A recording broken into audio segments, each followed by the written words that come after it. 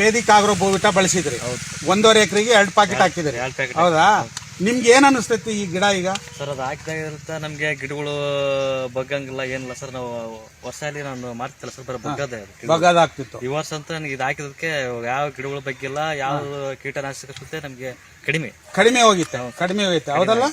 ಅದರ ಜೊತೆಲಿ ಈಗ ನಿಮ್ಗೆ ಕಾಪು ಜಾಸ್ತಿ ಬೇಕು, ಆದ್ರೇನು ಇಷ್ಟು ಮಟ್ಟಿಗೆ ಬಂದಿದೆ, ಬರೀ ಭೂವಿಟಲಿಂದ ಬಂದಿದೆ. ಈಗ ನಿಮ್ಗೆ ನಾನು ವೇದಿಕ ಆಗ್ರೋ ಈಕೋರಿಯಲ್ಲಿ ವೇದಿಕ ಆಗ್ರೋ ಅಗ್ರೋ 90, ವೇದಿಕ ಆಗ್ರೋ PGPR ನಿಮ್ಗೆ ಮೇಲೆ ಸ್ಪ್ರೇ ಕಾಪ್ ಸೆಟ್ಟಿಂಗ್ ಕೊಡ್ತಾ ಇದ್ದೀನಿ.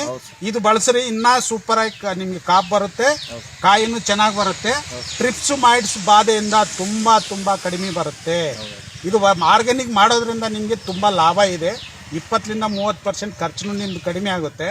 ಅದರಲ್ಲಿ 30% ಇಳುವರಿ ಜಾಸ್ತಿ ಆದ್ರೆ ನಿಮ್ಗೆ 50% ಉಳಿತಾಯ ಆದಂಗೆ. ಇದರಿಂದ ಏನಾಗುತ್ತಂದ್ರೆ